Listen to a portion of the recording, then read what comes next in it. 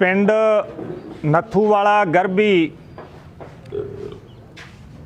दे पंजाब वासियों ਅਤੇ social media ते जुड़े हुए बहुत ही सत्कारयोग पंजाबियों, अज असी जिला मोगा दे पिंड नथूवाला गरबी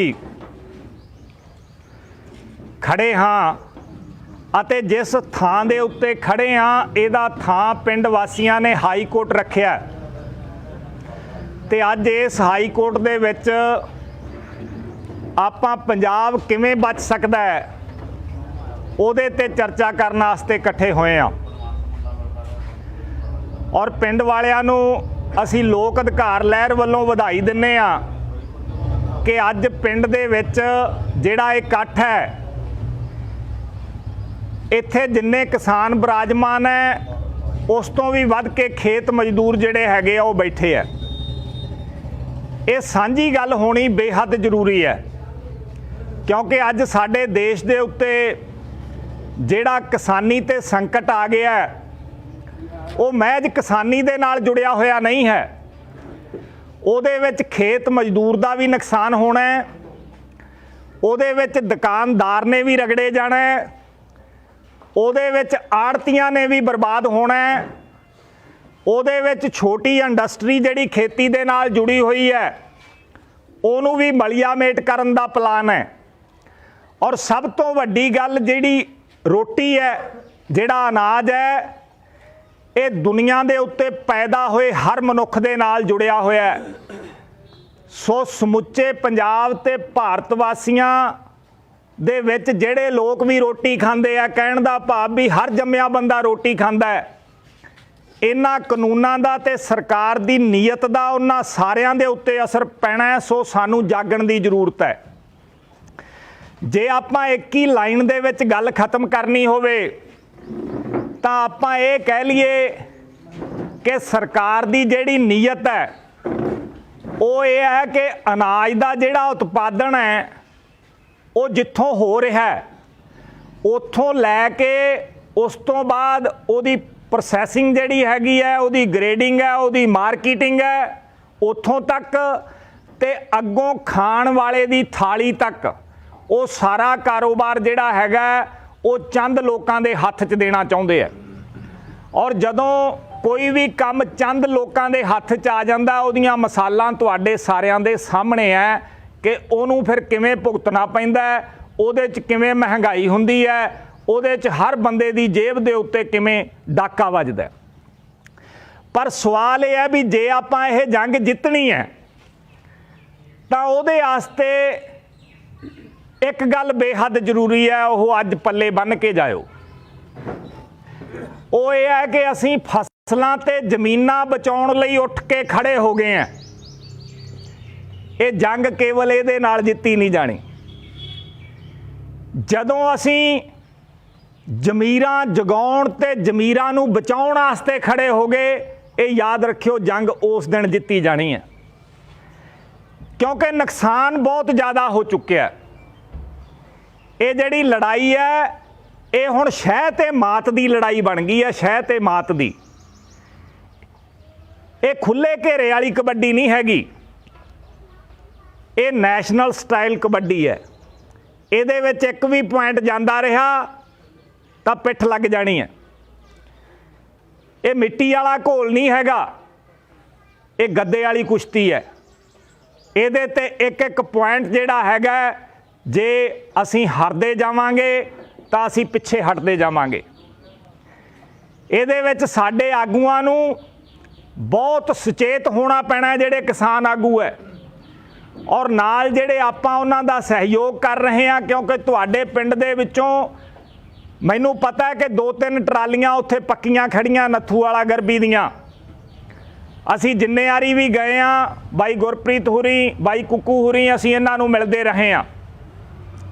सो इस तरह पंजाब दे एक एक पिंड दे विचों कोई पिंड ही बचिया होना जिहड़ा उत्थे दिल्ली जाके इस लड़ाई दे विच जिन्हें आपदा मोढा नहीं लाया, नहीं तो हर पिंड जिहड़ा हैगा वो इहदे च शामिल है। पर यह देखिए कि आपां जिस समय यह लड़ाई लड़नी शुरू कीती है उस वेले साडे पैरां थल्ले जमीन किन्नी क बची है, ये बेहद जरूरी गल है। क्योंकि खेती का संकट जिहड़ा हैगा वो केवल इन्हां कानूनां नाल शुरू नहीं होया।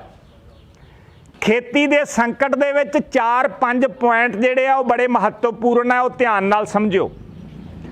पहली गल तां इह है भी मगरले 20-25 सालां दे विच 3 लाख किसान विचारा खेती दे धंधे चों ही बाहर हो गया, जिहदे कोले 2-4 किੱਲੇ सीगे उहदी जमीन विक गई। वो भावें उहदी जमीन शहर दे नेड़े पैंदी सी, उहने वेचती, उदों बाद उहदे पैर नहीं लगे।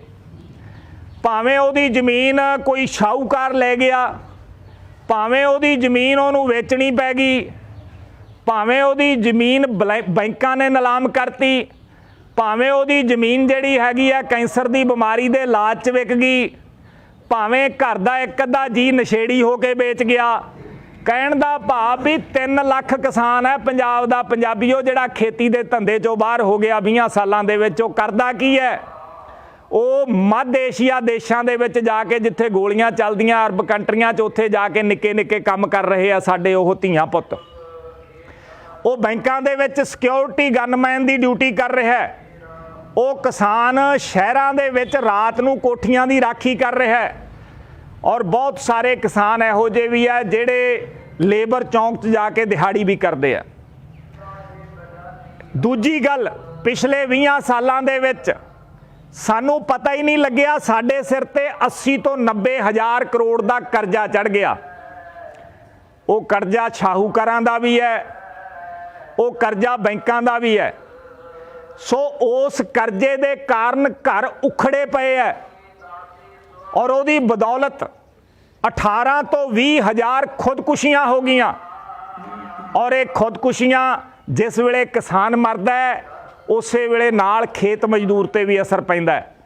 ये खुदकुशियां खेत मजदूरां दियां भी होईयां, किसानां दियां भी होईयां। तां ये संकट सी।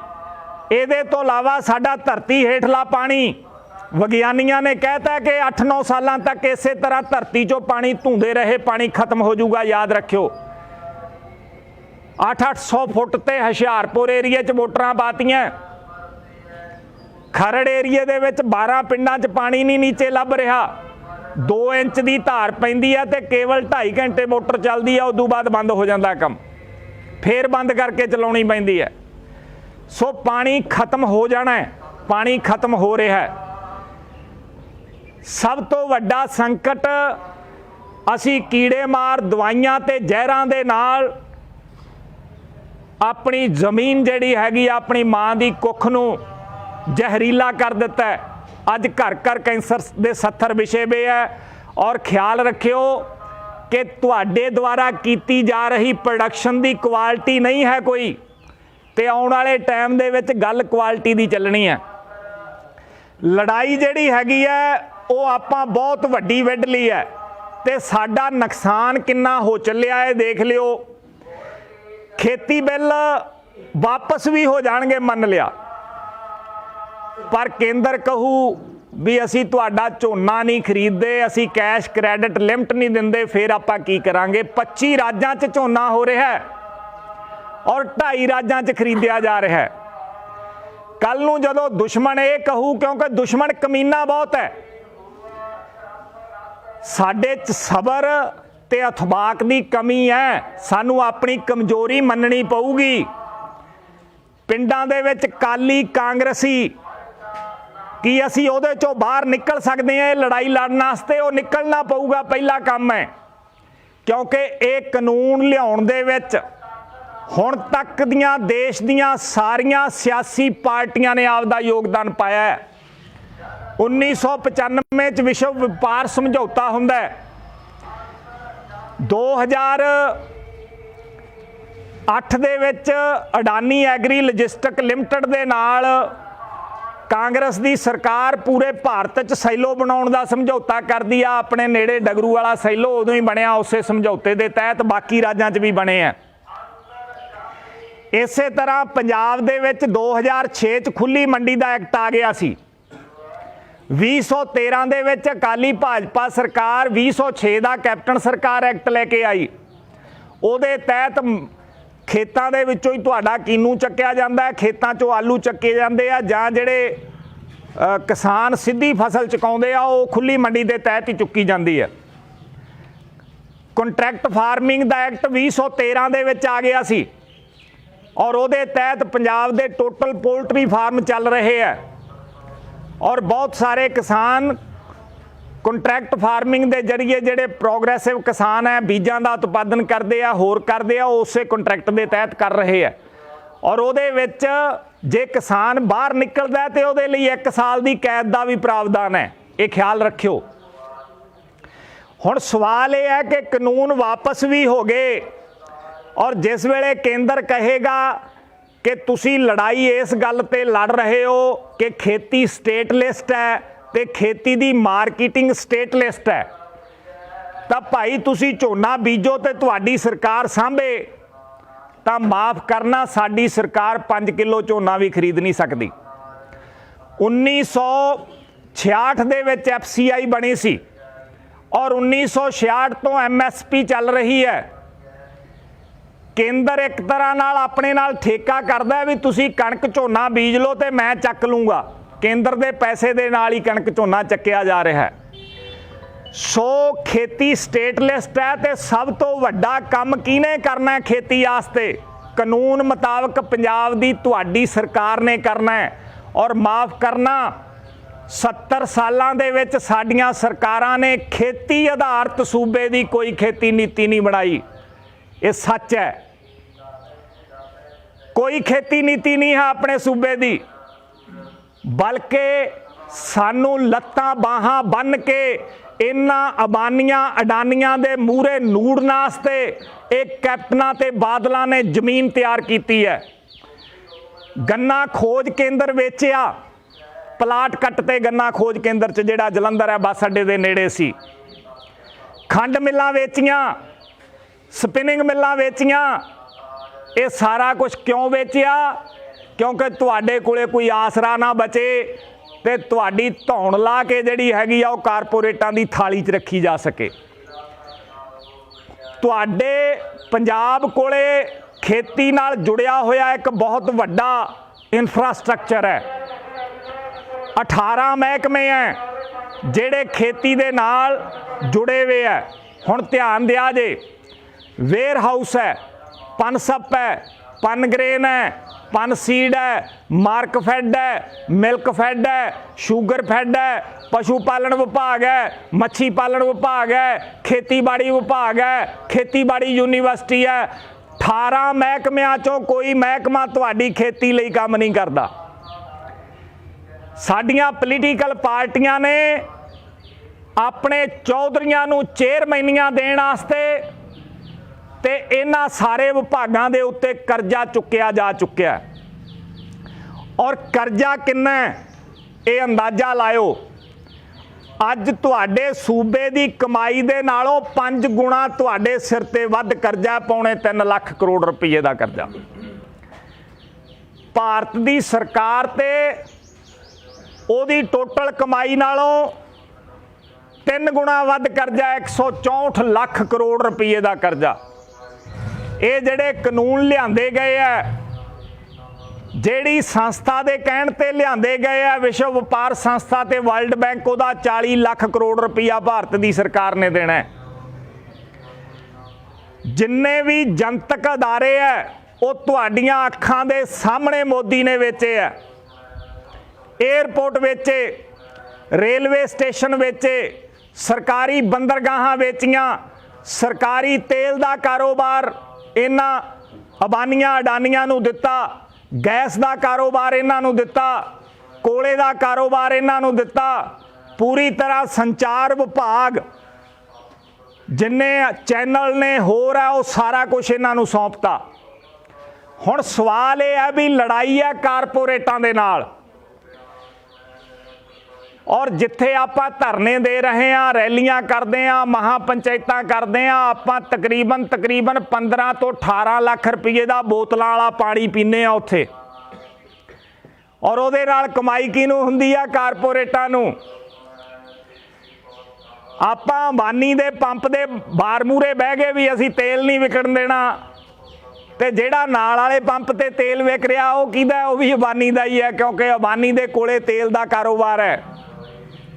ਆਪਾਂ ਕਿਸੇ ਨੇ ਮੋਟਰਸਾਈਕਲ, ਕਾਰ, ਸਕੂਟਰ, ਟਰੈਕਟਰ ਚਲਾਉਣਾ ਤਾਂ ਬੰਦ ਨਹੀਂ ਕੀਤਾ। ਤੁਹਾਡੀ ਰਸੋਈ ਦੇ ਵਿੱਚ 80% ਕਾਰਪੋਰੇਟ ਹੈ। ਗੈਸ ਉਹਦੀ ਹੈ ਜਿਹਦੇ ਨਾਲ ਤੜਕਾ ਲਾਉਣੇ ਹੋ, ਰਿਫਾਈਨਡ ਲਿਆ ਕੇ ਉਹਦਾ। ਜਿਹੜੀਆਂ ਦਾਲਾਂ ਪੈਕਿੰਗ ਹੋ ਕੇ ਆਉਂਦੀਆਂ, ਬੀਜਦੇ ਭਾਵੇਂ ਹੋਰ ਰਾਜਾਂ ਦੇ ਕਿਸਾਨ ਹੈ, ਪਰ ਪੈਕਿੰਗ ਉਹੀ ਕਰਦਾ, ਕਮਾਈ ਉਸੇ ਦੀ ਹੈ। ਮਸਾਲੇ ਉਹ ਤਿਆਰ ਕਰ ਰਿਹਾ। ਤੁਹਾਡੀ ਰਸੋਈ 'ਚ 80% ਵੜਿਆ ਬੈਠਾ। ਤੁਸੀਂ ਖੇਤੀ ਕਰਦੇ ਹੋ, ਖੇਤੀ ਦੀ ਇਨਪੁਟਸ ਦੇ ਉੱਤੇ 60% ਕਾਰਪੋਰੇਟ ਹੈ। ਟਰੈਕਟਰ ਉਹ ਬਣਾਉਂਦਾ, ਉਹਨਾਂ ਦੇ ਟੂਲ ਉਹ ਬਣਾਉਂਦਾ, ਪੈਸਟੀਸਾਈਡ ਉਹ ਤਿਆਰ ਕਰਦਾ, ਕੀੜੇ ਮਾਰ ਦਵਾਈਆਂ, ਖਾਦਾਂ ਉਹਨਾਂ ਦੀਆਂ ਫੈਕਟਰੀਆਂ 'ਚ ਤਿਆਰ ਹੁੰਦੀਆਂ। ਹੁਣ ਸਵਾਲ ਇਹ ਹੈ ਵੀ ਦੁਸ਼ਮਣ ਵੜ ਗਿਆ ਘਰ 'ਚ ਤੇ ਆਪਾਂ ਚੱਲ ਪਏ ਬੰਗਾਲ ਨੂੰ। ਲੜਾਈ ਕਿਵੇਂ ਲੜੀ ਜਾਊ? ਅਸੀਂ ਕਿਸੇ ਦੀ ਨੁਕਤਾਚੀਨੀ ਨਹੀਂ ਕਰ ਰਹੇ, ਪਰ ਲੜਾਈ ਕਿਵੇਂ ਲੜਨੀ ਹੈ ਉਹਦੇ ਆਸਤੇ ਸਾਨੂੰ ਆਪਣੇ ਹੀਲੇ ਵਸੀਲੇ, ਦੁਸ਼ਮਣ ਅੱਜ ਸਾਡੇ ਨਾਲ ਲੜ ਰਿਹਾ ਸਾਡੇ ਤੋਂ ਰੁਪਈਆ ਲੈ ਕੇ, ਸਾਡੇ ਤੇ ਟੈਕਸ ਲਾ ਕੇ। ਜਦੋਂ ਦਾ ਆਪਾਂ ਅੰਦੋਲਨ ਸ਼ੁਰੂ ਕੀਤਾ 14 ਤੋਂ 15 ਰੁਪਏ ਲੀਟਰ ਮਗਰ ਤੇਲ ਦਾ ਰੇਟ ਵੱਧ ਗਿਆ, 250 ਰੁਪਈਆ ਗੈਸ ਦਾ ਰੇਟ ਵੱਧ ਗਿਆ। ਆਪਾਂ ਕਹਿੰਦੇ ਆ ਉਹਦੇ ਟੋਲ ਪਲਾਜ਼ੇ ਰੋਕਤੇ ਤੇ ਉਹਨੇ ਸਾਡੇ ਤੋਂ 10 ਗੁਣਾ ਵੱਧ ਲੁੱਪਰੀ ਲਾ ਲਈ। ਹੁਣ ਉਹ ਕਮੀਨਾ ਕਿੰਨਾ? ਆਪਾਂ 1 ਲੱਖ ਟਰੈਕਟਰ ਪੰਜਾਬ 'ਚੋਂ ਲੈ ਕੇ ਗਏ, ਤਾਂ ਹੀ ਮੈਂ ਕਿਹਾ ਕਿ ਇਹ ਨੈਸ਼ਨਲ ਸਟਾਈਲ ਕਬੱਡੀ ਹੈ। ਇਹ ਖੁੱਲੀ ਕਬੱਡੀ ਨਹੀਂ ਹੈਗੀ ਵੀ ਇੱਥੇ ਇਕੱਲੇ ਨਾਲ ਇਕੱਲਾ ਹੈ। ਇੱਥੇ ਇੱਕ ਪਾਸੇ ਤੁਸੀਂ ਬਹੁਤ ਜਾਣੇ ਖੜੋ ਤੇ ਇੱਕ ਹੀ ਜਾਣੇ ਨੇ ਐਸਾ ਗੰਦ ਪਾਉਣਾ, ਐਸਾ ਗਧਾ ਛੱਡਣਾ ਕਿ ਸਾਰਾ ਕੁਝ ਹਿੱਲਣ ਲੱਗ ਜਾਣਾ। ਆਪਾਂ 1 ਲੱਖ ਟਰੈਕਟਰ ਲੈ ਕੇ ਗਏ ਦਿੱਲੀ, 15,000 'ਚ ਇੱਕ ਟਰੈਕਟਰ ਜਾਂਦਾ, 150 ਕਰੋੜ ਰੁਪਈਆ ਖਰਚ ਕੀਤਾ। ਔਰ ਦੁਸ਼ਮਣ ਨੇ ਐਸੀ ਚਾਲ ਚੱਲੀ, ਘੇਰ ਕੇ ਸਾਨੂੰ ਲਾਲ ਕਿਲੇ ਲੈ ਗਿਆ ਤੇ ਸਾਰਾ ਦਿਨ ਆਪਾਂ ਧਿਆਨ ਲਾਲ ਕਿਲੇ ਵੱਲ ਹੀ ਰੱਖਿਆ। ਕਿਸੇ ਨੂੰ ਝੰਡਾ ਨਹੀਂ, ਕਿਸੇ ਨੂੰ ਟਰੈਕਟਰ ਪਰੇਡ ਨਹੀਂ ਦਿਖਣ ਦਿੱਤੀ ਉਹਨੇ। ਔਰ ਉਦੋਂ ਬਾਅਦ ਉਹ ਲੜਾਈ ਜਿਹੜੀ ਖੇਤੀ ਬਿੱਲਾਂ ਤੇ ਸੀ, ਮਾਫ ਕਰਿਓ, ਉਹ ਲੜਾਈ ਸਾਡੇ ਕਾਮਰੇਡ ਭਰਾਵਾਂ 'ਚ ਤੇ ਸਾਡੇ ਸਿੱਖਾਂ 'ਚ ਕਰਾਤੀ ਉਸਨੇ। ਉਹ ਲੜਾਈ ਸਾਡੇ ਨੌਜਵਾਨਾਂ ਤੇ ਬਜ਼ੁਰਗਾਂ 'ਚ ਕਰਾਤੀ। ਇਹ ਗੱਲਾਂ ਲੋਕ ਅਧਿਕਾਰ ਲਹਿਰ ਅੰਦੋਲਨ ਨੂੰ ਕਮਜ਼ੋਰ ਕਰਨ ਵਾਸਤੇ ਨਹੀਂ ਕਰ ਰਹੀ, ਇਹ ਗੱਲਾਂ ਇਸ ਕਰਕੇ ਕਰ ਰਹੀ ਹੈ ਕਿ ਆਪਾਂ ਸੁਚੇਤ ਹੋ ਜਾਈਏ ਤੇ ਆਪਾਂ ਇਹ ਸੋਚੀਏ ਵੀ ਹੁਣ ਲੜਾਈ ਜਿੱਤਣੀ ਕਿਵੇਂ ਹੈ। ਮੈਂ ਬੇਨਤੀ ਕੀਤੀ ਸੀ ਹੁਣ ਸਾਨੂੰ 3-4 ਚੀਜ਼ਾਂ ਕਰਨੀਆਂ ਪੈਣਗੀਆਂ। 18 ਵਿਭਾਗ ਜਿਹੜੇ ਸਾਡੀ ਸੂਬਾ ਸਰਕਾਰ ਕੋਲੇ ਹੈ, ਜਿਹੜੇ ਇਹਨਾਂ ਹਾਕਮਾਂ ਦੇ ਚੌਧਰੀਆਂ ਨੇ ਅਯਾਸ਼ੀ ਦੇ ਅੱਡੇ ਬਣਾਏ ਹੋਏ ਹੈ, ਉਹਨਾਂ ਨੂੰ ਆਜ਼ਾਦ ਕਰਾ ਕੇ ਉਹ 18 ਦੇ 18 ਵਿਭਾਗ ਖੇਤੀ ਨੂੰ ਸਮਰਪਿਤ ਕਰਨੇ ਪੈਣਗੇ। ਤੁਹਾਡੇ ਕੋਲੇ ਬਹੁਤ ਵੱਡਾ ਇਨਫਰਾਸਟ੍ਰਕਚਰ ਹੈ, 153 ਮਾਰਕੀਟ ਕਮੇਟੀਆਂ, 1500 ਤੋਂ ਉੱਪਰ ਖੁੱਲੀਆਂ ਮੰਡੀਆਂ, ਤੁਹਾਡੇ 3500 ਤੋਂ ਵੱਧ ਇੱਥੇ ਸ਼ੈਲਰ ਨੇ। ਵਪਾਰੀਆਂ ਨੂੰ ਅਨਾਜ ਚਾਹੀਦਾ, ਪਰ ਹੁਣ ਅਸੀਂ ਤਕੜੇ ਹੋਣਾ ਔਰ ਸੂਬਾ ਸਰਕਾਰ ਜਿਹੜੀ ਹੈਗੀ ਆ ਉਹਦੇ ਗਲ 'ਚ ਗੂਠਾ ਦੇ ਕੇ ਅਸੀਂ ਇਹਨਾਂ ਵਿਭਾਗਾਂ ਨੂੰ ਆਜ਼ਾਦ ਕਰਾ ਕੇ ਖੇਤੀ ਨੂੰ ਸਮਰਪਿਤ ਕਰਨਾ। ਔਰ ਪੰਜਾਬ 'ਚ ਜਿੰਨੀਆਂ ਕਿਸਾਨ ਮਹਾਪੰਚਾਇਤਾਂ ਹੋ ਰਹੀਆਂ, ਬੜਾ ਦੁੱਖ ਹੁੰਦਾ ਵੀ ਉੱਥੇ ਸੂਬਾ ਸਰਕਾਰ ਨੂੰ ਉਹਦੀ ਜ਼ਿੰਮੇਵਾਰੀ ਯਾਦ ਕਿਉਂ ਨਹੀਂ ਕਰਾਈ ਜਾਂਦੀ। ਤੁਹਾਨੂੰ ਮਾਰਕ ਫੈਡ, ਫੂਡ ਫੈਡ ਬਣਾਉਣਾ ਪੈਣਾ। ਮਾਫ ਕਰਨਾ, ਸਾਡੀ ਲੜਾਈ ਕਾਰਪੋਰੇਟ ਨਾਲ ਨਹੀਂ, ਬਲਕਿ ਸਾਡੀ ਲੜਾਈ ਚੋਰ ਕਾਰਪੋਰੇਟ ਨਾਲ ਤੇ ਚੋਰ ਲੀਡਰਾਂ ਦੇ ਨਾਲ ਹੈ। ਇਹ ਗੱਲ ਯਾਦ ਰੱਖਿਓ। 1961 ਦੇ ਵਿੱਚ ਨੈਸਲੇ ਆਈ ਸੀ, ਜਰਮਨ ਦੇ ਬਹੁਤ ਵੱਡੇ ਕਾਰਪੋਰੇਟਾਂ ਨੇ ਨੈਸਲੇ ਭਾਰਤ 'ਚ ਲਿਆਂਦੀ ਔਰ ਉਹਦਾ ਯੂਨਿਟ ਤੁਹਾਡੇ ਲੱਗਿਆ ਮੋਗੇ। ਆਪਾਂ ਕਿੰਨੇ ਵਾਰੀ ਉਹਨੂੰ ਬੰਦ ਕਰਾਉਣ ਵਾਸਤੇ ਗਏ ਆ। ਸਾਨੂੰ ਉਹ ਤੋਂ ਕੋਈ ਤਕਲੀਫ ਨਹੀਂ ਹੈ। ਔਰ ਤਕਲੀਫ ਕਿਉਂ ਨਹੀਂ ਹੈ? ਕਿਉਂਕਿ ਤੁਹਾਡੇ ਕੋਲੇ ਵੇਰਕਾ 1961 'ਚ ਉਹ ਆਈ, ਤੁਸੀਂ 1971 'ਚ ਵੇਰਕਾ ਖੜਾ ਕਰ ਲਿਆ। ਦੋਹਾਂ ਦੇ ਮੁਕਾਬਲੇ ਦੇ ਵਿੱਚ ਪੈਸਾ ਮਿਲਦਾ ਕਿਹਨੂੰ? ਕਿਸਾਨ ਨੂੰ, ਜਾਂ ਜਿਹੜਾ ਵੀ ਦੁੱਧ ਪੈਦਾ ਕਰਦਾ ਉਹਨੂੰ।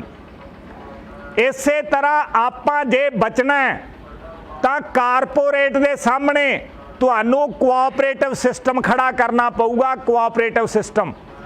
ਸੋ ਅਸੀਂ 4 ਬੇਨਤੀਆਂ ਕੀਤੀਆਂ ਸੀ ਪੰਜਾਬੀਓ ਕਿਸਾਨ ਆਗੂਆਂ ਨੂੰ ਕਿ ਤੁਸੀਂ ਹਾਕਮ ਨੂੰ ਕਹੋ ਕਿ ਤੂੰ 7 ਬੰਦਿਆਂ ਨੂੰ 8 ਬੰਦਿਆਂ ਨੂੰ 8 ਲੱਖ ਕਰੋੜ ਰੁਪਏ ਦੀਆਂ ਛੋਟਾਂ ਦਿੱਤੀਆਂ, ਭਾਰਤ ਦੇ 14 ਕਰੋੜ ਕਿਸਾਨਾਂ ਨੂੰ ਤੇ ਖੇਤੀ ਤੇ ਚੱਲ ਰਹੇ ਸੂਬਿਆਂ ਨੂੰ ਤੂੰ ਉਦੋਂ ਅੱਧੇ ਪੈਸੇ ਦੇ ਤਾਂ ਕਿ ਅਸੀਂ ਉਹਦੇ ਸਾਹਮਣੇ ਕੋਆਪਰੇਟਿਵ ਮਾਡਲ ਖੜਾ ਕਰ ਸਕੀਏ।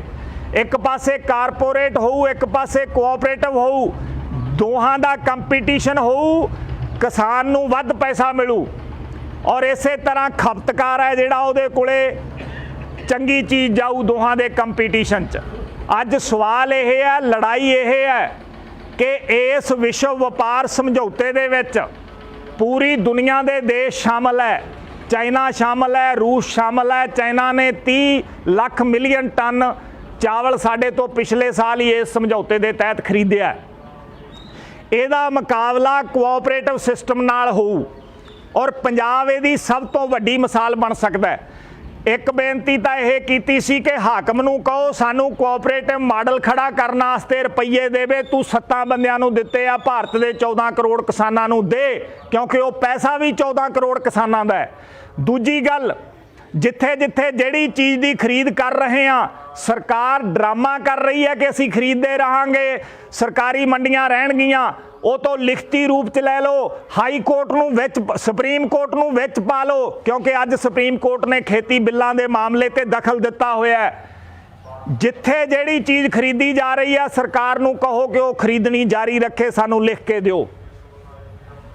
ਤੀਜੀ ਗੱਲ, ਖੁੱਲੀ ਮੰਡੀ ਜਿਹੜੀ ਹੈਗੀ ਹੈ ਉਹਦੇ ਵਿੱਚ ਅਸੀਂ ਬੇਨਤੀ ਕੀਤੀ ਸੀ ਕਿ ਸਰਕਾਰ ਮੰਨਦੀ ਹੈ ਕਿ ਅਸੀਂ ਟੈਕਸ ਲਾ ਦਿਆਂਗੇ, ਉਹਦੇ ਤੇ ਟੈਕਸ ਲਵਾ ਲਓ ਤੇ ਉਸ ਟੈਕਸ ਤੇ ਇਹ ਸ਼ਰਤ ਲਵਾ ਲਓ ਕਿ ਉਹ ਟੈਕਸ ਦਾ ਇਕੱਠਾ ਹੋਇਆ ਪੈਸਾ 5 ਏਕੜ ਤੱਕ ਦਾ ਛੋਟਾ ਕਿਸਾਨ ਤੇ ਖੇਤਾਂ 'ਚ ਕੰਮ ਕਰਦਾ ਖੇਤ ਮਜ਼ਦੂਰ, ਉਹਨਾਂ ਬੱਚਿਆਂ ਦੀ ਹਾਇਰ ਐਜੂਕੇਸ਼ਨ ਤੇ ਖਰਚਿਆ ਜਾਏਗਾ।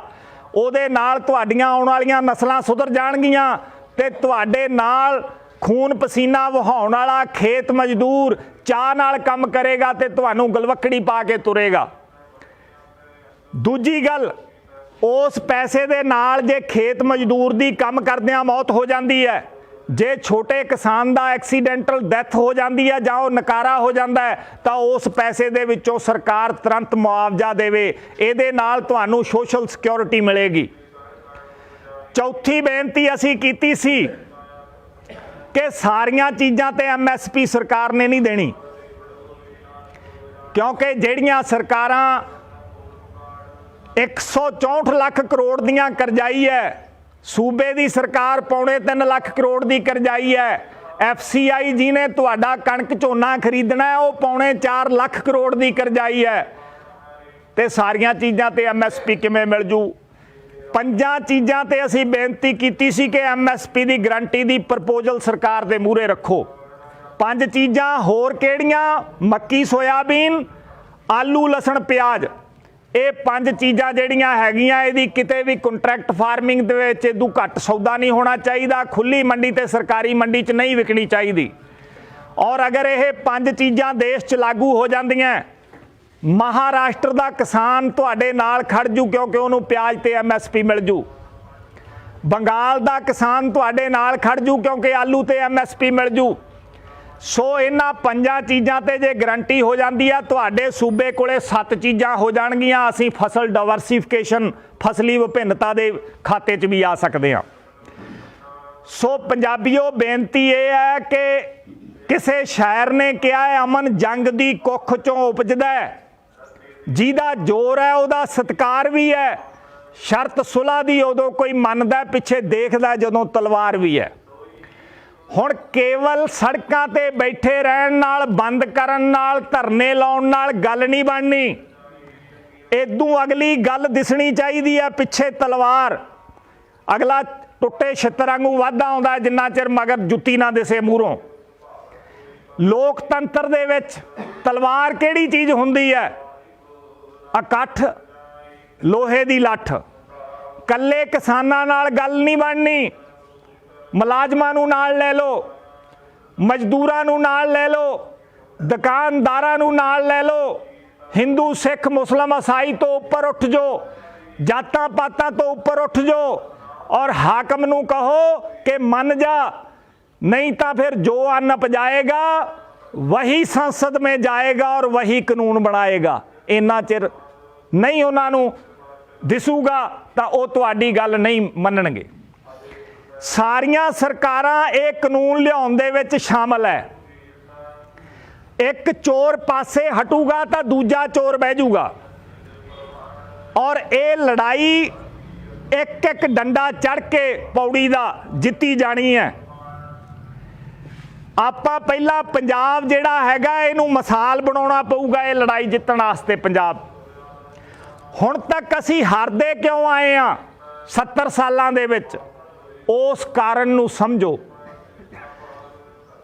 असीं हमेशा सरकार बनाई है कांग्रेस दी जां सरकार बनाई है अकालियां दी, आपां कदे लोकां दी सरकार बनाई है? ये सरकारां पहलां विक चुकीआं जिहड़ियां बनदियां, जिहड़ियां तुसीं भोग रहे हो। गल नूं समझो। पहला अबानी अडानी ते देश दे बदमाश कारपोरेट, सारे कारपोरेट बदमाश नहीं हैगे। टाटा दी देश भगती किसी तो लुकी हुई नहीं है। इस तरह राम जी प्रेम जी जिन्हें आपदी जायदाद का 90% लोगों की भलाई ते लाया होया है, वो भी एक कारपोरेट है। पर जिहड़ा बदमाश कारपोरेट है हुण भारत की सरकार वो तय करदा भी आ बनूगी। पहला तो सरकार विक जाती है, उहदे आशीर्वाद नाल बनती है। उदों बाद जिहदे सिर ते वो हथ धर दिंदा है, गल लम्मी हो जानी है। अडानी ने 2013 च हथ धरता मोदी ते, मई 2014 तक जांदियां अडानी दी जायदाद 386 करोड़ रुपया हर रोज़ वधी, क्योंकि वो दलाली करन लग पिया मोदी दी। 1.6 बिलियन डॉलर तो 5.3 बिलियन डॉलर उसकी आमदनी हो गई 7-8 महीनों दे विच। और अडानी का जहाज़ मोदी ते उहदे साथियां कोले रहा ते जिद्दण जितदा उदण भी गुजरात तो उहदे जहाज़ ते ही उत्थे जांदा है।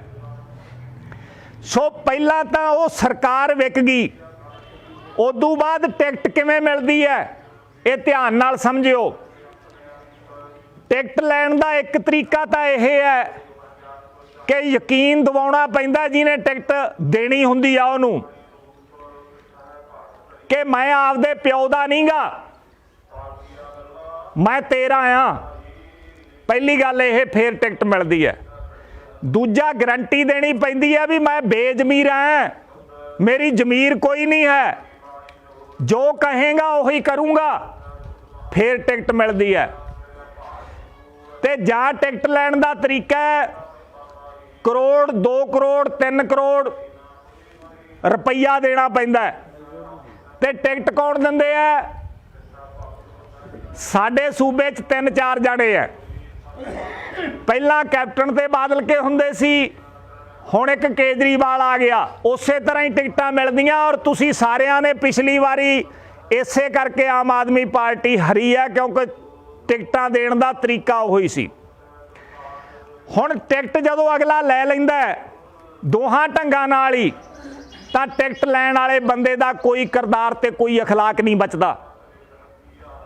मुड़ के वो बंदा जदों थोड़े च आ जांदा है, किसे एक दा चुनिया होया, पहलां 2 सट्टां वज गईयां, पहलां तां कारपोरेट डिसाइड करदा भी सरकार किहदी बननी है। मुड़ के अगला दलाल टिकट दे के एक बंदे नूं तुहाडे च भेज दिंदा आपदी छतरी तो कबूतर उड़ा के, तां उत्थे फिर की हालात बनदे है, अगों वो बंदा किवें विचरदा है, तुसीं सारा कुछ देखदे हो। फिर उहदे ते सट्टा लाउंदे आ साडे हलके दे चौधरी। किहड़े चौधरी? जिन्हां ने थाणियां च दलाली करनी हुंदी है, जिन्हां ने रेता वेचना हुंदा है, जिन्हां ने जमीनां कब्जाउणियां हुंदियां, ਤੇ ਜਾਂ ਫਿਰ ਐਡੀਆਂ ਐਡੀਆਂ ਲਾਲਾਂ ਜਿਨ੍ਹਾਂ ਦੀਆਂ ਡਿੱਗਦੀਆਂ ਹੁੰਦੀਆਂ ਵੀ ਮਾਰਕੀਟ ਕਮੇਟੀ ਦੀ ਚੇਅਰਮੈਨੀ ਲੈ ਲਾਂਗੇ, ਆਹ ਲੈ ਲਾਂਗੇ, ਫੂਫੜਾ ਬਣ ਜੂ। ਉਹ ਫਿਰ ਦਾ ਲਾਉਂਦੇ ਆ, ਉਹ ਦਿੰਦੇ ਆ ਫਿਰ ਲੱਖ ਲੱਖ ਰੁਪਈਆ, 2-2 ਲੱਖ ਰੁਪਈਆ। ਔਰ ਬਸ਼ਰਮੀ ਇੰਨੀ ਹੋ ਗਈ ਕਿ ਹੁਣ ਚੋਣ ਫੰਡ ਦਿੰਦਿਆਂ ਦੀਆਂ ਫੋਟੋ ਵੀ ਅਖਬਾਰਾਂ 'ਚ ਲੱਗਦੀਆਂ ਤੇ ਆਪਾਂ ਸਾਰੇ ਜਾਣੇ ਦੇਖਦੇ ਹਾਂ। ਹੁਣ ਜਿਹੜਾ 4-5 ਕਰੋੜ ਰੁਪਈਆ ਲਾ ਕੇ MLA ਜਿੱਤਿਆ ਹੋਊ, ਉਹ ਫਿਰ ਕਾਨੂੰਨ ਤੁਹਾਡੇ ਹੱਕ ਦੇ ਬਣਾਊ। ਉਹ ਸੰਸਦ ਮੈਂਬਰ ਜਿਹਨੂੰ ਲੱਖਾਂ ਕਰੋੜਾਂ ਰੁਪਈਆ ਕਾਰਪੋਰੇਟਾਂ ਨੇ ਦਿੱਤਾ ਹੋਊ, ਉਹ ਤੁਹਾਡੇ ਧੀਆਂ ਪੁੱਤਾਂ ਦਾ ਸੋਚੂ? ਨਹੀਂ। ਅਸੀਂ ਹੁਣ ਤੱਕ ਲੀਡਰ ਚੁਣਦੇ ਆਏ ਆ। ਸ਼ਹੀਦਾਂ ਨੇ ਆਪਣੀਆਂ ਜ਼ਿੰਦਗੀਆਂ ਤਾਂ ਵਾਰੀਆਂ ਸੀ, ਤੁਸੀਂ ਨੁਮਾਇੰਦਾ ਚੁਣੋ। ਲੋਕਤੰਤਰ ਦਾ ਮਤਲਬ ਇਹ ਹੁੰਦਾ ਲੋਕਾਂ ਦੇ ਦੁਆਰਾ ਚੁਣਿਆ ਗਿਆ ਨੁਮਾਇੰਦਾ। ਹੁਣ ਜੇ ਤੁਸੀਂ ਨੁਮਾਇੰਦਾ ਚੁਣਨਾ ਔਰ ਉਹਦਾ ਕਿਰਦਾਰ ਘੜਨਾ ਤਾਂ ਤੁਹਾਨੂੰ ਕੀ ਕਰਨਾ ਪਊਗਾ? ਅੱਜ ਇਹ ਬੇਨਤੀ ਕਰਨ ਵੀ ਆਏ ਆ। ਤੁਹਾਡੇ ਹੱਥ ਦੇ ਵਿੱਚ 2 ਪਰਚੇ ਦੇਵਾਂਗੇ। ਸੱਜੇ ਹੱਥ ਦੇ ਵਿੱਚ ਤੁਹਾਡੇ ਸੰਗਠਨ ਹੋਏਗਾ, ਸੰਗਠਨ ਕਿ ਤੁਸੀਂ ਲੋਕਤੰਤਰਕ ਢੰਗ ਦੇ ਨਾਲ ਆਪਦਾ ਉਮੀਦਵਾਰ ਕਿਵੇਂ ਚੁਣਨਾ ਹੈ। 2022 ਦੀਆਂ ਵੋਟਾਂ 'ਚ ਇੱਕ ਕਬੂਤਰ ਬਾਦਲ ਡਾਊ, ਇੱਕ ਕਬੂਤਰ ਕੈਪਟਨ ਅਡਾਊ ਆਪਦੀ ਛਤਰੀ ਤੋਂ, ਇੱਕ ਕਬੂਤਰ ਕੇਜਰੀਵਾਲ ਅਡਾਊ ਗਾਨੀ ਵਾਲਾ, ਉਹ ਕਲਾਬਾਜ਼ੀਆਂ ਵੀ ਜ਼ਿਆਦਾ ਮਾਰੂ ਦੂਜਿਆਂ ਕਬੂਤਰਾਂ ਦੇ ਨਾਲੋਂ। ਔਰ ਹੋ ਸਕਦਾ ਇੱਕ ਕਬੂਤਰ ਕਿਸਾਨ ਅੰਦੋਲਨ 'ਚੋਂ ਵੀ ਉੱਡ ਜੇ, ਅਡਾਇਆ ਇਹਨਾਂ ਦਾ ਹੀ ਹੋਊ। ਹੁਣ ਇੱਕ ਕਬੂਤਰ ਜਿਹੜਾ ਉਹ ਸਾਧ ਸੰਗਤ ਵੱਲੋਂ ਉੱਡਣਾ ਹਰੇਕ ਹਲਕੇ 'ਚ, ਜਿਹਦੇ ਵਾਸਤੇ ਅੱਜ ਤੁਹਾਡੇ ਕੋਲੇ ਬੇਨਤੀ ਕਰਨ ਆਏ ਆ। ਸੋ ਤੁਹਾਡੇ ਇੱਕ ਹੱਥ ਦੇ ਵਿੱਚ ਹੋਊਗੀ ਰਣਨੀਤੀ, ਸੰਗਠਨ ਕਿਵੇਂ ਖੜਾ ਕਰਨਾ, ਤੇ ਦੂਸਰੇ ਹੱਥ ਦੇ ਵਿੱਚ ਹੋਣਗੇ ਉਹ 11 ਨੁਕਤੇ ਜਿਨ੍ਹਾਂ ਦੇ ਨਾਲ ਪੰਜਾਬ ਕਿਵੇਂ ਬਚੂ ਉਹ ਦੱਸੇ ਹੋਣਗੇ। ਉਹਨਾਂ ਨੂੰ ਆਪਾਂ 12-13 ਵੀ ਕਰ ਲਾਂਗੇ ਤੁਹਾਡੀ ਸਲਾਹ ਤੋਂ ਬਾਅਦ। ਪਹਿਲਾਂ ਵੀ ਜਿਹੜੇ ਘੜੇ ਆ ਉਹ ਰੁਪਿੰਦਰ ਤੇ ਬਲਵਿੰਦਰ ਨੇ ਨਹੀਂ ਘੜੇ। 2 ਦਿਨਾਂ ਦੀ ਮੰਥਨ ਕਾਨਫਰੰਸ ਹੋਈ ਸੀ ਖੋਸਾ ਪਾਂਡੋ ਪਿੰਡ ਦੇ ਵਿੱਚ, ਔਰ ਉੱਥੇ 2 ਦਿਨਾਂ ਦੀ ਮੰਥਨ ਕਾਨਫਰੰਸ ਤੋਂ ਬਾਅਦ ਉਹ ਨੁਕਤੇ ਘੜੇ ਗਏ ਆ। ਤੁਸੀਂ ਹਰ ਹਲਕੇ ਦੇ ਵਿੱਚ ਸੂਝਵਾਨ ਬੰਦੇ ਲੱਭਣੇ ਆ। ਅੱਜ ਤੁਹਾਡੇ ਪਿੰਡ ਦੇ ਵਿੱਚ ਤੁਸੀਂ 2-3 ਬੰਦਿਆਂ ਦਾ ਨਾਂ ਲਿਖਾਉਣਾ ਉਸ ਕੰਮ ਵਾਸਤੇ। 125 ਬੰਦਿਆਂ ਦੀ ਇੱਕ ਕਮੇਟੀ ਬਣੂ, ਹਰ ਹਲਕੇ 'ਚ ਵੱਖਰੀ ਕਮੇਟੀ, ਔਰ 125 ਦੇ 25 ਬੰਦਿਆਂ ਦਾ ਕਿਰਦਾਰ 22 ਕੈਰਟ ਦੇ ਖਰੇ ਸੋਨੇ ਵਾਲਾ ਹੋਣਾ ਚਾਹੀਦਾ। ਕੁੰਦਨ ਵਰਗਾ ਕਿਰਦਾਰ ਹੋਣਾ ਚਾਹੀਦਾ। ਤੁਹਾਡੇ ਪਿੰਡ ਦੇ ਵਿੱਚੋਂ ਕਿਹੜੇ 2-3 ਚੰਗੇ ਬੰਦੇ ਦੇ ਸਕਦੇ ਆ, ਇਹਦਾ ਤੁਹਾਨੂੰ ਪਤਾ ਹੈ। ਬਾਦਲ ਕੈਪਟਨ ਅਮਰਿੰਦਰ ਸਿੰਘ ਨੂੰ ਨਹੀਂ ਪਤਾ, ਉਹਦਾ ਪਤਾ ਬਲਵਿੰਦਰ ਤੇ ਰੁਪਿੰਦਰ ਨੂੰ ਨਹੀਂ ਪਤਾ, ਉਹ ਤੁਹਾਨੂੰ ਪਤਾ। ਉਹ ਤੁਹਾਡੀ ਜ਼ਿੰਮੇਵਾਰੀ ਹੈ। ਗਲਤ ਬੰਦਾ ਦਿਓਗੇ ਤਾਂ ਤੁਹਾਡਾ ਨੁਕਸਾਨ ਹੋਊਗਾ। 125 ਬੰਦੇ ਹਲਕੇ 'ਚ ਖਰੇ ਨਵਾਬ ਕਪੂਰ ਸਿੰਘ ਵਰਗੇ, ਉਹ ਫਿਰ ਫੈਸਲਾ ਕਰਨਗੇ ਵੀ ਕਿਹੜਾ ਬੰਦਾ ਸੰਗਤ ਵੱਲੋਂ ਉਮੀਦਵਾਰ ਹੋਊਗਾ। ਹੁਣ ਅੱਗੇ ਤੁਸੀਂ ਉਸ ਉਮੀਦਵਾਰ ਦਾ ਕਿਰਦਾਰ ਘੜਨਾ ਸ਼ੁਰੂਆਤ ਹੋ ਜਾਣੀ ਹੈ। ਜਿੱਦਣ ਉਮੀਦਵਾਰ ਚੁਣ ਲਿਆ, ਉਹਦੇ ਜੰਮਣ ਤੋਂ ਲੈ ਕੇ ਮਰਨ ਤੱਕ ਦਾ ਹਿਸਾਬ ਦੇਖਣਾ ਹੈ। ਔਰ 125 ਬੰਦਿਆਂ ਦੀ ਕਮੇਟੀ ਦੇ ਵਿੱਚ ਅਸੀਂ ਬੇਨਤੀ ਕਰਦੇ ਹਾਂ ਉਹਨਾਂ ਲੋਕਾਂ ਨੂੰ ਜਿਨ੍ਹਾਂ ਦੇ ਘਰ ਸ਼ੀਸ਼ੇ ਦੇ ਆ ਕਿ ਉਹ ਮੂਹਰੇ ਨਾ ਆਉਣ, ਸਾਡੇ ਨਾਲ ਰਾਬਤਾ ਨਾ ਕਰਨ, ਹਲਕਾ ਕਮੇਟੀਆਂ ਨਾਲ ਰਾਬਤਾ ਨਾ ਕਰਨ, ਕਿਉਂਕਿ ਉਹਨਾਂ ਦੀ ਬੇਇੱਜ਼ਤੀ ਬਹੁਤ ਹੋਣੀ ਹੈ। ਜਿਹੜੇ ਬੰਦੇ ਨੇ ਰੇਤਾ ਵੇਚਿਆ, ਜਿਹੜੇ ਬੰਦੇ ਨੇ ਸ਼ਰਾਬ ਦਾ ਕਾਰੋਬਾਰ ਕੀਤਾ, ਜਿਹੜਾ ਬੰਦਾ ਅੱਜ ਰੋਡਵੇਜ਼ ਖਾ ਗਿਆ ਸਾਰੀ, ਉਹ ਬੰਦਾ ਜਾਂ ਜਿਹਦੀ ਬੈਕਗਰਾਉਂਡ ਕ੍ਰਿਮੀਨਲ ਹੈ, ਉਹ ਬੰਦਾ ਤੁਹਾਡੀ ਕਮੇਟੀ ਦਾ ਮੈਂਬਰ ਨਹੀਂ ਬਣਨਾ ਚਾਹੀਦਾ। ਇਹ ਦੋਵੇਂ ਹੱਥ ਜੋੜ ਕੇ ਬੇਨਤੀ ਹੈ। ਕੁਰਸੀ ਕੁਰਸੀ ਕੁਰਸੀ ਕਰਨ ਵਾਲਾ ਤੁਹਾਡੀ ਕਮੇਟੀ ਦਾ ਮੈਂਬਰ ਨਹੀਂ ਹੋਣਾ ਚਾਹੀਦਾ। ਪੰਜਾਬੀਓ, ਜਿਹਦੇ ਦਿਲ 'ਚ ਪੰਜਾਬ ਦਾ ਦਰਦ ਹੋਵੇ, ਪੰਜਾਬ ਕੂਕੇ। ਜੇ ਤੁਸੀਂ ਉਹ 125 ਬੰਦੇ ਹਰੇਕ ਹਲਕੇ 'ਚ ਨਾ ਲੱਭੇ ਤਾਂ ਅੱਜ ਤੁਹਾਨੂੰ ਛੋਟਾ ਮੂੰਹ ਤੇ ਵੱਡੀ ਗੱਲ ਦੱਸ ਕੇ ਜਾ ਰਿਹਾ, ਪੰਜਾਬ ਨਹੀਂ ਜੇ ਬਚਣਾ। 3.25 ਲੱਖ ਕਰੋੜ ਦਾ ਕਰਜ਼ਾ ਤੁਹਾਡੇ ਹੋਟਲ ਵੇਚਤੇ। ਪੰਜਾਬ ਟੂਰਿਜ਼ਮ ਕਾਰਪੋਰੇਸ਼ਨ ਦੇ ਸਰਕਾਰੀ ਹੋਟਲ ਸੀ। ਨਹਿਰੀ ਵਿਸ਼ਰਾਮ ਘਰ ਵੇਚਤੇ, ਖੰਡ ਮਿੱਲਾਂ ਵੇਚਤੀਆਂ, ਸਪਿਨਿੰਗ ਮਿੱਲਾਂ ਵੇਚਤੀਆਂ। ਇਸੇ ਤਰ੍ਹਾਂ ਕਚਹਿਰੀ ਸੀ ਲੁਧਿਆਣੇ ਦੇ ਵਿੱਚ ਵਿਚਾਲੇ, ਬਿਲਕੁਲ ਉਹ ਵੇਚਤੀ। ਨਹਿਰੀ ਦਫ਼ਤਰ ਸੀਗਾ ਲੁਧਿਆਣੇ 'ਚ ਉਹ ਵੇਚਤਾ। ਜੇਲ੍ਹਾਂ ਦੇ ਵਿੱਚ ਜਿੱਥੇ ਕੈਦੀ ਕੰਮ ਕਰਦੇ ਸੀ ਉੱਥੇ ਪਲਾਟ ਕੱਟ ਤੇ ਅੰਦਰਲੀਆਂ ਸ਼ਹਿਰਾਂ 'ਚ ਜੇਲ੍ਹਾਂ ਜਿਹੜੀਆਂ ਸੀ ਉਹਨਾਂ ਦੀਆਂ ਜਗ੍ਹਾਵਾਂ ਵੇਚਤੀਆਂ। ਪੰਜਾਬ ਵਿਕ ਚੁੱਕਿਆ। ਪੌਣੇ 3 ਲੱਖ ਕਰੋੜ ਦਾ ਕਰਜ਼ਾ ਹੈ ਔਰ ਪੌਣੇ 3 ਲੱਖ ਕਰੋੜ ਕਿੰਨਾ ਹੁੰਦਾ ਤੁਸੀਂ ਸੋਚ ਨਹੀਂ ਸਕਦੇ। ਪਿਛਲੀ ਵਿਧਾਨ ਸਭਾ 'ਚ ਮਨਪ੍ਰੀਤ ਸਿੰਘ ਬਾਦਲ ਨੇ ਦੱਸਿਆ ਸੀ, ਕਹਿੰਦਾ ਅਬੋਹਰ ਤੋਂ ਲੈ ਕੇ ਚੰਡੀਗੜ੍ਹ ਤੱਕ, ਅੰਮ੍ਰਿਤਸਰ ਤੋਂ ਲੈ ਕੇ ਸ਼ੰਭੂ ਬਾਰਡਰ ਤੱਕ 4 ਮਾਰਗੀ ਸੜਕ ਬਾਪੂ ਜੀ ਬਣਾਉਣੀ ਹੋਵੇ 4 ਮਾਰਗੀ ਤਾਂ ਕੇਵਲ 250 ਕਰੋੜ ਰੁਪਈਆ ਲੱਗਦਾ ਹੈ। ਪੌਣੇ 3 ਲੱਖ ਕਰੋੜ ਤੁਸੀਂ 4 ਵਾਰੀ ਪੰਜਾਬ ਨੂੰ ਢਾਹ ਕੇ ਨਵਾਂ ਖੜਾ ਕਰ ਦਿਓ, ਪੈਸੇ ਵੱਧ ਜਾਣਗੇ। ਇੰਨਾ ਪੈਸਾ ਹੁੰਦਾ। ਤੁਹਾਨੂੰ ਜਾਗਣਾ ਪਊ। ਅੰਗਰੇਜ਼ਾਂ ਨੇ ਉਹਨਾਂ ਲੁੱਟਿਆ ਸੀ ਜਿੰਨਾ ਤੁਹਾਡੇ ਪਿਓ ਤੇ ਦਾਦੇ ਦੇ ਕੋਲੇ ਸੀ। ਮੁਗਲਾਂ ਨੇ ਉਹਨਾਂ ਲੁੱਟਿਆ ਸੀ ਜਿੰਨਾ ਸਾਡੇ ਵੱਡ ਵਡੇਰਿਆਂ ਦੇ ਕੋਲੇ ਸੀ। ਅੱਜ ਤੁਹਾਡੇ ਘਰਾਂ 'ਚ ਜੰਮਦਾ ਬੱਚਾ 93,000 ਦਾ ਸਰਕਾਰੀ ਕਰਜ਼ਾ ਲੈ ਕੇ ਜੰਮਦਾ। ਇਸ ਕਰਜ਼ੇ ਨੇ ਤੁਹਾਡੇ ਬੱਚਿਆਂ ਦੇ ਢਿੱਡਾਂ ਤੇ ਕਾਠ ਦੀਆਂ ਰੋਟੀਆਂ ਬੰਨ੍ਹਤੀਆਂ। ਅੱਜ ਸਰਕਾਰੀ ਨੌਕਰੀਆਂ ਖਤਮ ਹੈ। ਅੱਜ ਨਰੇਗਾ ਮਜ਼ਦੂਰਾਂ ਦੇ ਲਈ ਦਿਹਾੜੀ ਖਤਮ ਹੈ। ਹਰਿਆਣਾ 347 ਰੁਪਏ ਦਿਹਾੜੀ ਦੇ ਰਿਹਾ ਹੈ, 260 ਰੁਪਏ ਦਿੰਦੇ ਹੈ ਔਰ 100 ਦਿਨ ਦਾ ਗਰੰਟੀ ਕੰਮ ਕਾਨੂੰਨ ਬਣਿਆ ਹੋਇਆ ਹੈ ਔਰ ਇੱਥੇ 20 ਦਿਨ ਐਵਰੇਜ ਕੰਮ ਮਿਲਦਾ ਪੰਜਾਬ ਦੇ ਵਿੱਚ। ਸਰਕਾਰ ਕੋਲੇ ਪੈਸਾ ਨਹੀਂ ਹੈ। ਤੁਹਾਡੀਆਂ ਗਲੀਆਂ ਨਾਲੀਆਂ ਤੋਂ ਇਹਨਾਂ ਨੇ ਅੱਗੇ ਨਹੀਂ ਵਧਣ ਦਿੱਤਾ ਪਰ ਪੌਣੇ 3 ਲੱਖ ਕਰੋੜ ਰੁਪਈਆ ਖਾ ਗਏ। ਤਾਂ ਜਿਹੜੇ ਉਹ 11 ਨੁਕਤੇ ਆ ਉਹਨਾਂ 'ਚ ਪਹਿਲਾ ਨੁਕਤਾ ਇਹ ਆ ਕਿ ਰੇਤਾ, ਬਜਰੀ, ਸ਼ਰਾਬ, ਟਰਾਂਸਪੋਰਟ, ਬਿਜਲੀ ਦਾ ਉਤਪਾਦਨ, ਜਿਨ੍ਹਾਂ ਚੀਜ਼ਾਂ ਨਾਲ ਪੈਸਾ ਖਜ਼ਾਨੇ 'ਚ ਜਾ ਸਕਦਾ ਹੈ, ਇਹ ਚਾਰੇ ਚੀਜ਼ਾਂ ਇਹਨਾਂ ਲੁਟੇਰਿਆਂ ਨੇ ਪ੍ਰਾਈਵੇਟ ਕਰਤੀਆਂ ਔਰ ਇਹਨਾਂ ਦਾ ਕਾਰੋਬਾਰ ਕਰਨ ਵਾਲੇ ਪੰਜਾਬੀਓ ਤੁਸੀਂ ਬਗੈਰ ਸੋਚੇ ਸਮਝੇ ਵਿਧਾਨ ਸਭਾ ਦੀਆਂ ਪੌੜੀਆਂ ਚੜ੍ਹਾ ਕੇ ਉੱਥੇ ਬਿਠਾਤੇ। ਅੱਜ ਸ਼ਰਾਬ ਦੇ ਕਾਰੋਬਾਰੀ ਉੱਥੇ, ਅੱਜ ਰੇਤੇ ਦੇ ਕਾਰੋਬਾਰੀ ਉੱਥੇ, ਬਿਜਲੀ 'ਚੋਂ ਸ਼ਗਨ ਲੈ ਕੇ ਸਾਡੇ ਸਰਕਾਰੀ ਥਰਮਲ ਪਲਾਂਟਾਂ ਨੂੰ ਤਬਾਹ ਕਰਨ ਵਾਲੇ ਉੱਥੇ, ਅੱਜ ਟਰਾਂਸਪੋਰਟ ਦਾ ਕਾਰੋਬਾਰ ਕਰਨ ਵਾਲੇ ਉੱਥੇ। ਹੁਣ ਸਵਾਲ ਇਹ ਹੈ ਜੇ ਦੁੱਧ ਦੀ ਰਾਖੀ ਤੁਸੀਂ ਬਿੱਲੇ ਨੂੰ ਬਹਾ ਦਿਓਗੇ ਮਲਾਈ ਆਜੂ। ਨੌਨ ਪੋਲੀਟੀਕਲ ਲੋਕਾਂ ਦੀ ਸਰਕਾਰ ਬਣਾਉਣੀ ਪਊ। 125 ਬੰਦੇ ਜਿਸ ਬੰਦੇ ਨੂੰ ਉਮੀਦਵਾਰ ਡੁੱਕੋਗੇ ਉਸ ਬੰਦੇ ਨੂੰ ਮਨਾਹੀ ਹੋਏਗੀ ਕਿ ਉਹ ਕਿਸੇ ਤੋਂ ਚੋਣ ਫੰਡ ਨਹੀਂ ਫੜ ਸਕਦਾ। ਉਸ ਬੰਦੇ ਦਾ ਸਾਰਾ ਇਲੈਕਸ਼ਨ ਤੁਹਾਡੀ ਇੱਕ ਫਾਈਨਾਂਸ ਕਮੇਟੀ ਬਣੂਗੀ, ਉਹ ਲੜੂਗੀ। ਮੈਂ ਦਾਅਵੇ ਨਾਲ ਕਹਿਣਾ ਕਿ ਨਰੇਗਾ ਮਜ਼ਦੂਰ ਵੀ ਤੁਹਾਨੂੰ ਇੱਕ ਵੋਟ ਦੇਊਗਾ, ਨਾਲ 50 ਰੁਪਏ ਦੇਊਗਾ। ਅਸੀਂ ਜਿਹੜੇ ਸਹਿਬੇ ਜਾਇਦਾਦ ਆ, ਜਿਨ੍ਹਾਂ ਕੋਲੇ ਵੱਡੀਆਂ ਕੋਠੀਆਂ, ਯਾਦ ਰੱਖਿਓ ਅਸੀਂ ਡੋਲਾਂਗੇ, ਅਸੀਂ ਵਿਕਾਂਗੇ ਪਰ ਰਕਸ਼ੇ ਵਾਲਾ ਤੁਹਾਨੂੰ ਭੱਜ ਭੱਜ ਕੇ ਕਹੇਗਾ ਕਿ ਮੇਰੇ ਵੀ 50 ਰੁਪਏ ਪਾ ਲਓ, ਮੈਂ ਵੀ ਇਸ ਇਲੈਕਸ਼ਨ 'ਚ ਹਿੱਸਾ ਪਾਉਣਾ ਚਾਹੁੰਦਾ। ਪੰਜਾਬੀਓ ਅਸੀਂ ਬਾਬੇ ਨਾਨਕ ਦੀ ਧਰਤੀ ਤੋਂ ਇਸ ਸੂਬੇ ਨੂੰ ਛੱਡ ਕੇ ਭੱਜਣਾ ਸ਼ੁਰੂ ਕਰਤਾ। ਅਸੀਂ ਅਰਦਾਸਾਂ ਕਰਾਉਂਦੇ ਆ ਕਿ ਸਾਡੇ ਬੱਚਿਆਂ ਦੇ ਵੀਜ਼ੇ ਲੱਗ ਜਾਣ। ਚੇਤਾ ਕਰੋ ਗਦਰੀ ਬਾਬਿਆਂ ਨੇ ਆਪਦੀਆਂ ਚੰਗੀਆਂ ਜ਼ਿੰਦਗੀਆਂ ਛੱਡ ਕੇ ਸਾਡੇ ਲਈ ਸ਼ਹੀਦੀਆਂ ਦੇ ਦਿੱਤੀਆਂ ਤੇ ਅਸੀਂ ਆਪਦੀ ਧੀ ਦੀ ਉਮਰ ਨਾਲੋਂ ਦੁੱਗਣੀ ਉਮਰ ਦਾ ਮੁੰਡਾ ਲੱਭ ਕੇ ਕੁੜੀ ਤੋਰ ਦਿੰਦੇ ਆ ਕਿ ਜਾ ਕੇ ਬਾਹਰ ਦਿਹਾੜੀਆਂ ਕਰਾਂਗੇ। ਦਿਹਾੜੀਆਂ ਉੱਥੇ ਕਰਦੇ ਆ ਜਿੱਥੇ ਮਸਨੂਈ ਮੌਸਮ ਬਣਾ ਕੇ ਫਸਲਾਂ ਪੈਦਾ ਕੀਤੀਆਂ ਜਾਂਦੀਆਂ। 9-9 ਮਹੀਨੇ ਬਰਫ਼ ਪਈ ਰਹਿੰਦੀ ਆ ਤੇ ਇੱਕ ਫਸਲ ਹੁੰਦੀ ਹੈ। ਭੁੱਖੇ ਉੱਥੇ ਮਰ ਰਹੇ ਆ ਜਿੱਥੇ ਬੰਦਾ ਵੀ ਵੱਢ ਕੇ ਬੀਜ ਦੀਏ ਹਰਾ ਹੋ ਜਾਂਦਾ ਤੇ ਸਾਲ ਦੇ ਕਿਸੇ ਮੌਸਮ 'ਚ ਤੁਸੀਂ ਬੀਜ ਬੀਜਦੇ ਹੋ ਇੱਥੇ ਉੱਗਦਾ। ਤੁਹਾਡੇ ਸੂਬੇ ਵਰਗੀ ਧਰਤੀ ਦੁਨੀਆ ਦੇ ਉੱਤੇ ਕਿਤੇ ਨਹੀਂ ਹੈ।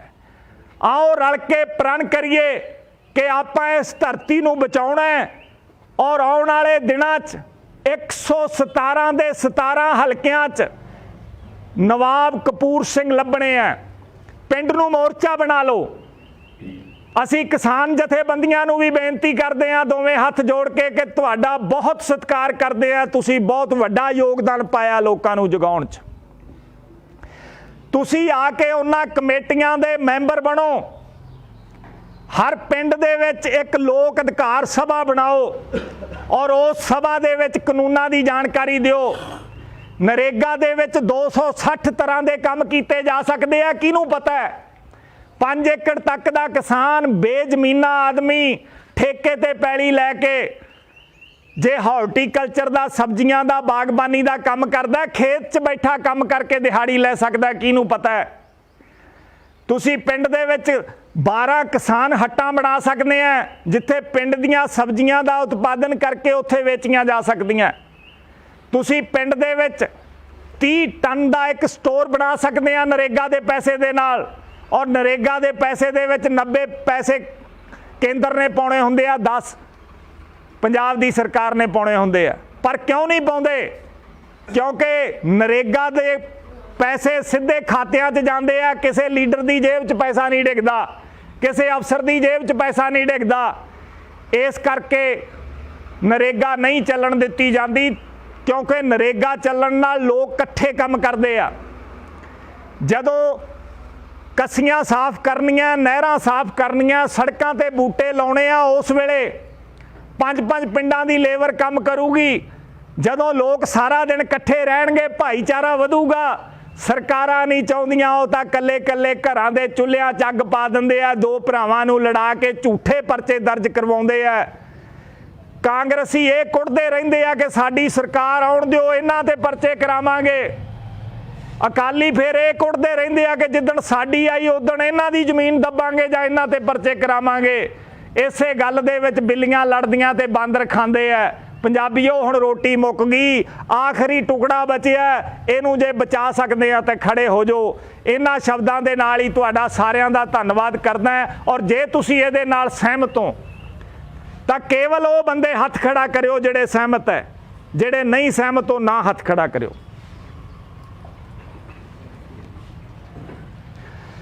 ਗੱਜ ਕੇ ਬੁਲਾਓ ਫਤਿਹ। ਵਾਹਿਗੁਰੂ ਜੀ ਕਾ ਖਾਲਸਾ, ਵਾਹਿਗੁਰੂ ਜੀ ਕੀ ਫਤਿਹ।